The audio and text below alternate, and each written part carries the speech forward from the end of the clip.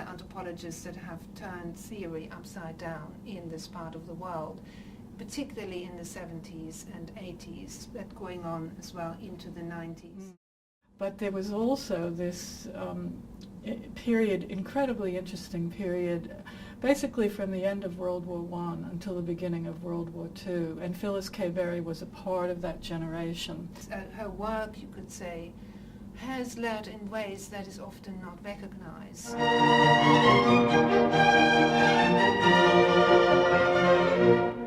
Of course, the very well-known person who tends to shadow everyone else is Margaret Mead, who was one of my teachers and who I thought was amazing. I mean, I see great parallels between Phyllis Kaberry's work and Annette Weiner's work in the Falkland Islands. And then, of course, the other person who has been extraordinarily important is Marilyn Strathern. Yeah, it's fascinating that, for example, in New Ireland, where I did my first research, there, is 6 different female anthropologists who work there.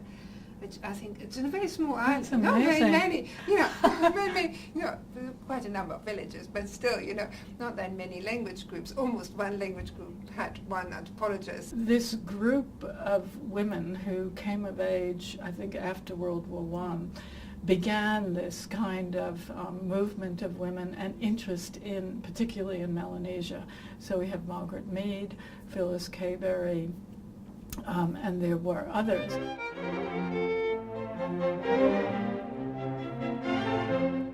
She wrote this iconic book and was probably published when she was maybe 26 or 28. It was called Aboriginal Woman, Sacred and Profane.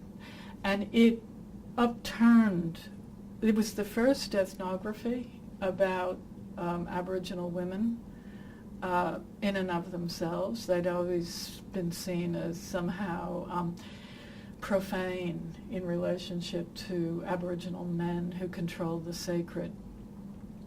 She's a transnational anthropologist. She did fieldwork in Australia, Melanesia, but the large part of her life was spent working in Africa. What I took away of Phyllis Kaberry is that she had an incredible devotion, which I think stemmed from her own self, her own being, to understanding the lives of women.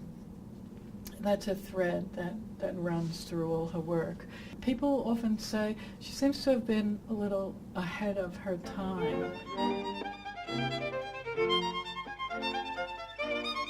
So the women don't feel left out in any way, and they never expressed to me any particular desire to see the secret sacred objects that the men were creating. And they are excluded. But whether it's a false consciousness or not, the women see themselves as having quite a bit of control over their lives. In a way, I had not expected in the Cook Islands that women have such an extraordinary control over what's happening in every aspect of economic and political life. And I think gender is still throughout the world an incredibly significant factor in how people live their lives and whether they're going to survive.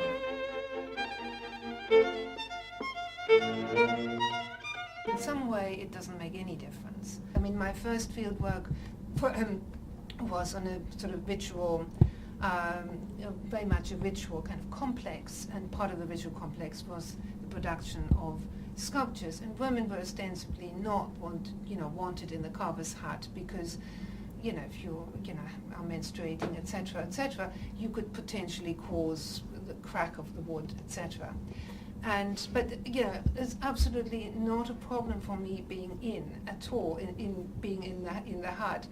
it was only one dicey moment actually when, unfortunately, luckily I was alone with the carver when the wood cracked. Oh my goodness! And oh my goodness! You can blame me. Yeah. And he said, we'll disguise it. Oh my God. I also worked by myself, and I came to think, and I also worked in an area, the Avalon men have this very elaborate spirit cult in which they make carvings and paintings. Now, in their own society, women can't go near those carvings and or the painting at all. Women and paint don't go together. But I think that the Avalon men are very pragmatic. Yeah. You know, and there's not a lot of people visiting the Avalon area, I can tell you. And so I think they looked at me and they knew I was a woman. And they just said, well, she is a woman, but she's here. And, you know, we'll take what we can get.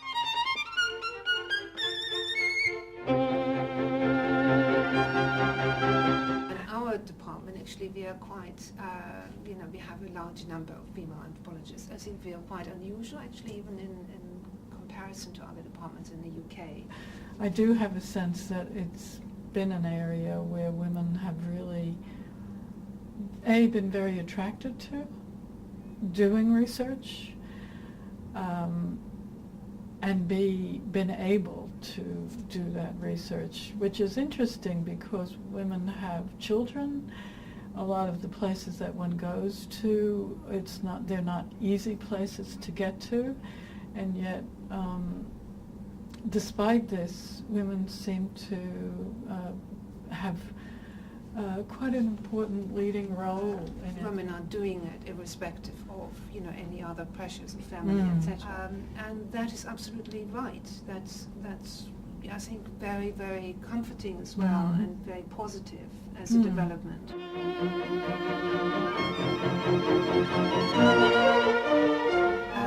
To be daring and not to worry. It will all fall into place. So that would be my advice. Yeah, that's right. Don't be afraid. I was afraid. I speak as someone who was very anxious the first field work she did. I was petrified. I was a kid who grew up in New York City. I'd never even been on a farm. And I went off to New Guinea. The least prepared person you could possibly imagine,